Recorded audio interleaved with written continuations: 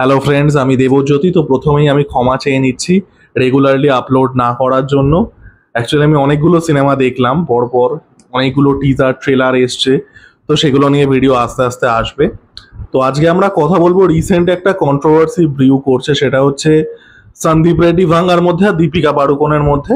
Deepika Padukone spirit ছবি থেকে সরে গেছেন এবং তার কিছু ডিমান্ডস ছিল, এবার সেটা পূরণ হয়নি, সে সরে গেছে। এবার সন্দীপ রেড্ডি ভাঙ্গা তাকেও কিছু অ্যাকিউজ করেছে এবং প্লট লেভেলে কিছুটা লিক করে দেওয়ার এবং কনফিডেন্সিয়াল এগ্রিমেন্ট ব্রিচ করার একটা অ্যালিগেশনস তুলেছে। এবার আমি প্রথমেই বলে দিতে চাই, এবং এই কথাগুলো বলার কথা না, বাট বলতে হচ্ছে কারণ people do not understand nuance. আমি ব্যক্তিগত জীবনে না দীপিকা পাড়ুকোনের ফ্যান, না সন্দীপ রেড্ডি ভাঙ্গার ফ্যান, ঠিক আছে? আমার যারা ভিডিও দেখেন, আমি সেটা আগেও বলেছি, আমার ফ্যান্ডামটা কাজ বাই কাজ বেসিসে, কাজ ভালো লাগলে ভালো, না ভালো লাগলে ভালো না। ব্যক্তিগত জীবনে তো আমি এই মানুষগুলোকে চিনি না, so I am not bothered. Deepika পাড়ুকোনেরও আমি ফ্যান নই, সন্দীপ রেড্ডি ভাঙ্গারও আমি ফ্যান নই, এবং দীপিকা পাড়ুকোনও এরকম অনেক পাবলিকালি স্টেটমেন্ট দিয়েছেন যেগুলো আমি সাপোর্ট করি না। আর সন্দীপ রেড্ডি ভাঙ্গা কি বকে, সে সাপোর্ট করার তো কোনো প্রশ্নই ওঠে না। তো এটা আমি প্রথমেই বলে দিলাম, কারণ আমি এখানে যে কথাগুলো বলবো সেগুলো অনেকের পছন্দ তো হবে না, আমি শিওর। আমি এখানে ইকুয়াল রাইটসের কথা বলবো, সেটা লোকে না বুঝে একটা টক্সিক ফেমিনিজমের সাথে একটা অ্যাকচুয়াল ইস্যুকে ইকুয়েট করে দেবে। একটা অ্যাকচুয়াল যে একটা ইস্যু অফ ইকুয়াল রাইটস, সেটার সাথে লোকে একটা টক্সিক ফেমিনিস্টের 4টে কেস টেনে এনে এটার সাথে একটা অতুল সুভাষ ইকুয়েট করে দেবে। তো people do not understand nuance. তো প্রথমেই আমি কথাটা বলে দিলাম, দীপিকা পাড়ুকোন শোনা যাচ্ছিল যে তিনি এই সিনেমাটার জন্য 40 কোটি টাকা চার্জ করেছেন। তার আই থিঙ্ক 100 দিনের বেশি শ্যুট তিনি করতে চান না, এবং she asked for a limited working hours. এবার এই ওয়ার্কিং আওয়ার্সটা কোনো জায়গায় আমি 6 ঘন্টা দেখলাম, কোনো জায়গায় 8 ঘন্টা দেখলাম, ঠিক আছে? তো এরকম কিছু ডিমান্ডস তার ছিল উইথ দ্য ফিল্ম স্পিরিট, ঠিক আছে? এবার সেখানে অনেকে দেখলাম অনেক কথা বলছে, দীপিকা পাড়ুকোন খুব লোভী, দীপিকা পাড়ুকোন হিউজ টাকা চার্জ করছে, she is not that big of a star.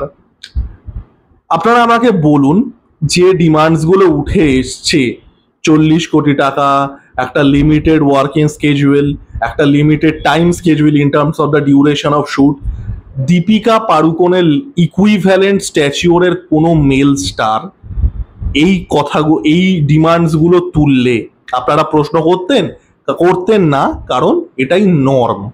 Deepika পাড়ুকোনের ইকুইভ্যালেন্ট স্টার মানে আপনাদেরকে বুঝতে হবে যে দীপিকা পাড়ুকোনের যে স্ট্যাচিওটা আছে, সে যতদিন ফিল্ম ইন্ডাস্ট্রিতে আছে, সে যেরকম সাকসেস দেখেছে, সেটার মেল ইকুইভ্যালেন্ট কি হবে? যেরকম শুভশ্রী গাঙ্গুলির মেল ইকুইভ্যালেন্ট হবে হচ্ছে দেব, বা কোয়েল মল্লিকের মেল ইকুইভ্যালেন্ট হবে হচ্ছে জিদ্দা, বা ঋতুপর্ণা সেনগুপ্তের মেল ইকুইভ্যালেন্ট হবে হচ্ছে প্রসেনজিৎ চ্যাটার্জি। বোঝাতে পারছি মেল ইকুইভ্যালেন্ট মানে কি? যে এই মহিলা অ্যাক্ট্রেস যা তার সাকসেস দেখেছেন, তার যে স্ট্যাচিওর বা তার যে পপুলারিটি বা তার যে ক্রাউড পুল আছে, সেটার মেল ইকুইভ্যালেন্ট, সেটাকে আমরা যদি পুরুষদের পেরিমিটারে ফেলি, তাহলে কি আসবে? যেরকম দীপিকা পাড়ুকোনের মেল ইকুইভ্যালেন্ট হবে হচ্ছে রণবীর কাপুর বা রণবীর সিং, এই রকম অ্যাক্টর। বোঝাতে পারলাম? এই অ্যাক্টররা এই ডিমান্ডগুলো করলে আপনারা এই কোয়েশ্চেনগুলো করতেন, কারণ এরা এই ডিমান্ডই করে। আজকে দীপিকা পাড়ুকোন যে ডিমান্ডসগুলো করছে, তার লেভেলের স্টারের পুরুষ স্টাররা এর 4 গুণ বেশি ডিমান্ড করে, 4 গুণ বেশি ডিমান্ড করে। এবং আপনারা এটা বুঝুন যে এখানে সমস্যাটা কোথায়। প্রচুর লোকে দেখছি দীপিকা পাড়ুকোনকে বলছে লোভী। This is the fundamental thing. First of all, একজন অ্যাক্ট্রেসের তার লিমিটেড শেলফ লাইফ থাকে। এই কোনোদিনই হবে না যে আমরা যেটা এখন একটা ইন্ডিয়ান সিনেমাতে দেখি, একটা 60 বছরের বুড়ো হিরো একটা 25 বছরের হিরোইনের সাথে রোম্যান্স করছে, এটা ফিমেল অ্যাক্ট্রেসদের সাথে কি হবে? হবে না। They will be after a certain age that they will be side line. তো the shelf life we are talking about is very limited. Deepika Padukone শুরু করছে ওম শান্তি ওমে 2007 সালে। 2006 সাল থেকে দীপিকা পাড়ুকোন পপুলার, কারণ হচ্ছে ওই হিমেশ রেশমিয়ার গানের ভিডিওটাতে পপুলার হয়েছিল, দেন ওম শান্তি ওম কেম। তো দীপিকা পাড়ুকোন, যদি আমি সেই সময় 20 বছর বয়সও ধরে নিই, she is in her late 30s, ঠিক আছে? লেট 30s একটা অ্যাক্ট্রেসের জন্য বেসিক্যালি ডেড জোন, ঠিক আছে? এরপরে she is not going to B selected for lead actress very long. এটা কিন্তু মেল হিরোদের মতো না, যে একটা 60 বছরের বুড়ো হিরো তার মেয়ের বয়সী তার নাতনির বয়সী, যেটা আমরা ওই সাউথের সিনেমাতে দেখি 70 বছরের হিরো আর 30 বছরের হিরোইন। এটা তো হবে না। ফিমেল অ্যাক্ট্রেসদের একটা শেলফ লাইফ থাকে, যে এতদিন অবধি এরা এই হিরোইনের রোল করতে পারবে, তারপরে মার রোল করবে, বোনের রোল করবে, এটা হয়। Deepika Padukone is basically at the dead end of that spectrum. এই এজটা বেড়েছে, ধরুন আগে 30 বছরের পরে মহিলাদেরকে লিড রোলে নেওয়া হতো না, এখন হয়তো সেটা 34 বা 35 হয়েছে, বাট ওই সিলিংটা কিন্তু এক্সিস্ট করে। এবং Deepika Padukone being in her late 30s is at the dead end of that spectrum. সে যদি চায় যে আমার লিড অ্যাক্ট্রেস হিসেবে, এবং আবারও this is not fault of Deepika Padukone, this is the fault of the system. Deepika Padukone যদি মনে করে যে আমার career as a lead actress limited time বাকি আছে, লেট মি এনক্যাশ ইট, কি ভুল করেছে? আর দীপিকা পাড়ুকোন যে ডিমান্ড গুলো করেছে, আমি প্রথমেই যেটা বললাম, তার ইকুইভ্যালেন্ট মেল স্টারদের এটাই নর্ম। এই যে এখন বলিউডে বা সাউথ ইন্ডিয়ান সিনেমাতে স্টারদের ফি এত বেড়ে গেছে, 150 কোটি 200 কোটি 300 কোটি টাকা চার্জ করছে। দীপিকা পাড়ুকোন সেখানে কি এমন করে ফেলেছে? আর দীপিকা পাড়ুকোন অনেক, আর এই যে ওয়ার্কিং স্কেজুয়াল, লোকে বোঝে না যে Deepika Padukone became a mom recently. তো সে তো একটা লিমিটেড স্কেজুয়াল, সে তো একটা লিমিটেড ডিউরেশন চাইবেই। She is raising a family, she is raising a new child. মানুষ এই নুয়ান্স গুলো বোঝে না, মানুষের পরিস্থিতি বোঝে না। আবার I am not a fan of Deepika Padukone, আমি প্রথমেই বলে দিলাম। দীপিকা পাড়ুকোন প্রচুর এরকম কথা বলেছে যেগুলোর সাথে আমি এগ্রি করি না, বাট আপনাদের তো বুঝতে হবে যে এই ডিমান্ড গুলো তার ইকুইভ্যালেন্ট স্টারের। দীপিকা পাড়ুকোন কিন্তু he is an internationally well known star, প্রচুর ইন্টারন্যাশনাল ব্র্যান্ডের সাথে কোলাব করেছে, ইন্টারন্যাশনাল প্রজেক্টস করেছে, she is an internationally well known star. তার ইকুইভ্যালেন্ট স্টারের কাছে এটা ইন্ডাস্ট্রি নর্ম। একটা মেল হিরো দীপিকা পাড়ুকোনের ইকুইভ্যালেন্ট হলে এর 5 গুণ টাকা নিত। দীপিকা পাড়ুকোন 40 চেয়েছে, ওটা 400 নিত। This is the fact. এবার অনেকে আমি জানি কাউন্টার আর্গুমেন্টটা দেবে যে দীপিকা পাড়ুকোন ক্রাউড পুলার নয়, মেল হিরোরা দীপিকা পাড়ুকোনের থেকে অনেক বেশি টাকা নেয় কারণ তারা ক্রাউড আনতে পারে। দীপিকা পাড়ুকোন ক্রাউড পুলার নয়, সে মানে সে তাকে একটা ফিমেল সেন্ট্রিক রোল দিলে সে সেই বক্স অফিসটা দিতে পারবে না, তাই জন্য সে ডিজার্ভ করে না ওই পেটা। মেল অ্যাক্টররা ক্রাউড আনতে পারে, তাই জন্য তারা ডিজার্ভ করে। আর্গুমেন্টটা একদম ঠিক, আর্গুমেন্টটা একদমই ঠিক, কিন্তু আপনাদেরকে এটাও বুঝতে হবে, আপনারা যদি এই আর্গুমেন্টটা নেন তাহলে আপনাদেরকে অন্য আর্গুমেন্টটাও নিতে হবে, যে একটা মেল অ্যাক্টর যখন সিনেমা ফ্লপ দেয় তারপরেও সে সিনেমা পেতে থাকে। আপনারা বলিউডেই দেখুন, সাউথে দেখুন, মেল অ্যাক্টররা পর পর তাদের 10খানা সিনেমা ফ্লপ হয়ে গেলেও তারা 11 নাম্বার সিনেমা পাবে। একটা ফিমেল অ্যাক্ট্রেস সে যদি একটা ফিমেল সেন্ট্রিক সিনেমা করে, সে যদি ফ্লপ দেয়, সে আরো 4টে অপরচুনিটি পাবে। তো প্লেইং ফিল্ডটা লেভেল কি লেভেল নয়। আপনি ওই আর্গুমেন্টটা যে একটা মেল হিরোর বক্স অফিস, একটা দীপিকা পাড়ুকোনের লেভেলের ইকুইভ্যালেন্ট স্টাররা অনেক বেশি বক্স অফিস আনতে পারবে, দীপিকা পাড়ুকোন অত টাকা ডিজার্ভ করেন না। আর্গুমেন্টটা ঠিক, বাট এটাও ঠিক যে একজন ফিমেল অ্যাক্ট্রেস সে তো এতগুলো চান্সও পাচ্ছে না। তারা কি সেই চান্সটা পাচ্ছে? তারা বারবার করে ফ্লপ দিয়ে কি সেই চান্সটা পাচ্ছে? প্লেইং ফিল্ডটা কি ইকুয়াল? প্লেইং ফিল্ডটা ইকুয়াল হলে এই আর্গুমেন্টটা আমি মেনে নিতাম, যে দীপিকা পাড়ুকোন বারবার করে সিনেমায় চান্স পেয়েছে, ফিমেল লিড রোল যেখানে সে বারবার করে ফ্লপ দেওয়ার পরও চান্স পেতে থেকেছে, যেটা দীপিকা পাড়ুকোনের ইকুইভ্যালেন্ট মেল স্টাররা পেয়ে থাকে। সে ফ্লপ দিচ্ছে, she does not deserve that pay out. সেটা কি হয়েছে? হয়নি। এবং এটা যে আমি কোনো হাইপোথেটিক্যাল সিনারিও বলছি তা নয়, এটা রিয়েল লাইফে হয়েছে। Vidya Balan was a huge star in early 2010s। Vidya বালান 2011 থেকে 2012-র মধ্যে 3টে বড় ফিমেল সেন্ট্রিক হিট দিচ্ছে। প্রথম ছিল হচ্ছে নো ওয়ান কিল্ড জেসিকা, যেটা একটা স্লিপার হিট ছিল। তারপরে নো ওয়ান কিল্ড জেসিকাতে আপনারা বলতে পারেন যে রানী মুখার্জি, ওটা ফিমেল সেন্ট্রিক সিনেমায় ছিল, বাট রানী মুখার্জি ওই সময় ওয়াজ আ বিগার স্টার। আমি নো ওয়ান কিল্ড জেসিকাও ছেড়ে দিলাম। তারপরে পুরোপুরি নিজের দমে ডার্টি পিকচার এবং কাহানি সুজয় ঘোষের ব্লকবাস্টার দিচ্ছে বিদ্যা বালান। বিদ্যা বালান কে সেই সময় বলা হতো fourth Khan, because she was bringing like so much crowd by herself. তাকে ফোর্থ খান মানে শাহরুখ আমি সালমান খানের মানে ওই ইকুইভ্যালেন্স জায়গাটা দেয়া হচ্ছিল যে সে ব্লকবাস্টার দিয়েছে।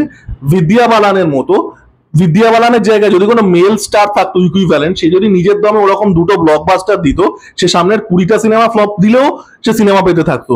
বিদ্যা বালানের ক্ষেত্রে সেটা হয়েছে? হয়নি। প্লেইং ফিল্ডটা কি ইকুয়াল নয়। আপনার ন্যারেটিভ শুট করে বলে আপনি এইটুকু বলবেন যে Deepika Padukone female centric cinema করে না বা দীপিকা পাড়ুকোনের সেই ক্রাউড পুলটা নেই, হুইচ ইজ রাইট, বাট আপনাকে এটাও দেখতে হবে যে প্লেইং ফিল্ডটা ইকুয়াল না। এই আর্গুমেন্টটা তখনই it would have made sense যখন প্লেইং ফিল্ডটা ইকুয়াল হতো। আপনার ন্যারেটিভ একটা আর্গুমেন্ট শুট করে, তার পেছনে সেটার আর 4টা কাউন্টার ন্যারেটিভ আছে, আপনি শুধু ওইটুকুই তুলবেন, বাকিগুলোকে ইগনোর করবেন, এটা তো হয় না। দীপিকা পাড়ুকোন যেগুলো ডিমান্ড করেছে তার ইকুইভ্যালেন্ট স্টারের জন্য এটা খুবই জাস্টিফাইড। সে যে সাকসেসটা দেখেছে, আবারও বিদ্যা বালানের এক্সাম্পলটা আমি টেনে আনছি, সে যে সাকসেসটা দেখেছে তার মতো মেল স্টাররা, তার ইকুইভ্যালেন্ট মেল স্টাররা সিনেমা পর সিনেমা পেতে থাকতো। দীপিকা পাড়ুকোনের ক্ষেত্রে সেটা হয়নি, তার আগে বিদ্যা বালানের ক্ষেত্রেও সেটা হয়নি। তো এইসব মানে এই আর্গুমেন্ট গুলোর কোনো মাথা মুন্ডু নেই। আর আমি বলবো সন্দীপ রেড্ডি ভাঙ্গার কথা। দেখুন সন্দীপ রেড্ডি ভাঙ্গা, আমি জানি সন্দীপ রেড্ডি ভাঙ্গার সিনেমা প্রচুর লোকে ভালোবাসে, হুইচ ইজ লাইক আমার কোনো সমস্যা নেই। আমি কোনো জিনিস পছন্দ করি না বলে আমি বলবো না যে সেটা অন্য কেউ পছন্দ করে। আমি রিসেন্টলি এই ক্যান্সেল কালচার আর এই ওয়েপেনাইজেশন অফ আর্ট নিয়ে একটা ইন্টারভিউ করেছিলাম, আপনারা দেখতে পাবেন, আমি হয়তো আজকালের মধ্যেই আপলোড করে দেবো। সন্দীপ রেড্ডি ভাঙ্গা, তার ফ্যান্স আছে প্রচুর, তার সিনেমা লোকে ভালোবাসে, গুড। সন্দীপ রেড্ডি ভাঙ্গার যে ডাইরেক্টোরিয়াল স্টাইলটা, হি ইজ বেসিক্যালি আ শক জক, ঠিক আছে? আমেরিকাতে মিড 20th সেঞ্চুরিতে শক জক এসেছিল যখন রেডিওর আর কি মানে ভিউয়ারশিপ পড়া শুরু করে, রেডিওর লিসনিং অডিয়েন্স ভিউয়ার পড়া শুরু করে, তখন জকিরা যারা ছিল they use to do shocking things. Howard স্টার্নের নাম আপনারা শুনেছেন, Howard Stern came up with this idea, এই শক জক। তারপরে অনেকে আর কি করতো টু গেট মোর অডিয়েন্স। এবার সেই শক জকের থেকে এলো হচ্ছে শক কমেডিয়ান, ঠিক আছে? আমাদের এই সামায় রায়না টায়নার মতো, যে যারা হচ্ছে খুব মানে খুব শকিং কিছু জোক বলে, খুব অফেন্সিভ, খুব মানে ডিটেস্টফুল জোক বলে অডিয়েন্স আনবে, অডিয়েন্সকে শক করো। সন্দীপ রেড্ডি ভাঙ্গা হচ্ছে ওটার ফিল্ম মেকিং ভার্সন, ঠিক আছে? ওই Howard Stern, Samay Raina, Howard Stern যেটা রেডিওতে, সামায় রায়না যেটা কমেডিতে, সন্দীপ রেড্ডি ভাঙ্গা বেসিক্যালি সেটা সিনেমাতে। সন্দীপ রেড্ডি ভাঙ্গার সিনেমাটিক স্টাইল হচ্ছে যে আমি অডিয়েন্সকে শক করব, করো, শক করো, সারপ্রাইজ করতে থাকো, মানুষকে অফেন্ড করতে থাকো। বাট এই যে শক ব্যাপারটা, এই যে শক জক টাইপের ফিল্ম মেকিং, ইট গোজ সো মাচ। আমি লিখে দিচ্ছি নেক্সট দুটো সিনেমা, অ্যানিমেল পার্ক আর কি আরেকটা কি না স্পিরিট, এই দুটোর মধ্যেই সন্দীপ রেড্ডি ভাঙ্গার যে বাবালটা বানিয়েছে বাস্ট করবে, লিখে দিচ্ছি আমি। এই শক কমেডি বা এই শক ফিল্ম মেকিং, ইট গোজ সো মাচ। আপনি দর্শককে কতবার শক করবেন? সন্দীপ রেড্ডি ভাঙ্গা সিনেমা বানিয়েছে দুখানা, অর্জুন কি জানে নাম, আরে কি অর্জুন রেড্ডি আর ইয়ে কবির সিং একখানা, অর্জুন রেড্ডি আমি দেখিনি, কবির সিং একখানা, দুটো, ওই দুটোতে একই সিনেমা। আর অ্যানিমেল, দুখানা সিনেমা বানিয়েছে, আর দুখানা সিনেমার মধ্যে বাবাল ফেটে যাবে। আমি আর কিচ্ছু বলবো না, ভাঙ্গার প্রচুর ফ্যান্স আছে, কি আর বলবো, আমি সেটা নিয়ে কমেন্টও করতে চাই না। বাট আপনারা সামনের কয়েক বছরে বলিউডে অনেকগুলো বাবাল ফাটতে দেখবেন।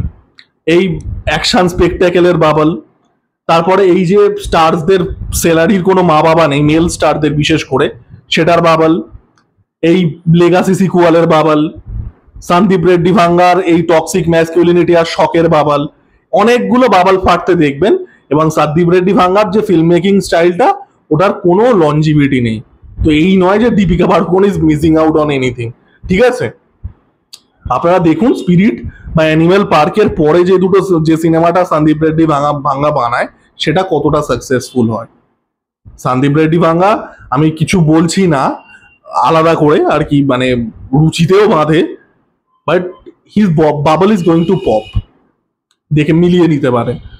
এবার এই এতগুলো কথা আমি বললাম, আমি damn sure, because people do not understand nuance, আমি এখানে ইকুয়াল রাইটস এর কথা বললাম, যেটা আমি ভিডিও শুরুতেও বলেছি, লোকে এটাকে একটা অতুল সুভাষের সাথে ইকুয়েট করে দিয়ে চলে যাবে।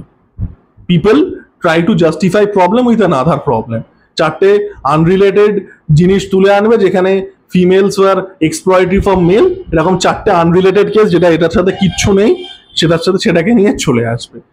তো যাই হোক, আমার কিছু করার নেই, আমার যুক্তি বুদ্ধিতে যতটা হয় আমি সেটা এক্সপ্লেন করলাম, যতটা ভালোভাবে সম্ভব এক্সপ্লেন করলাম।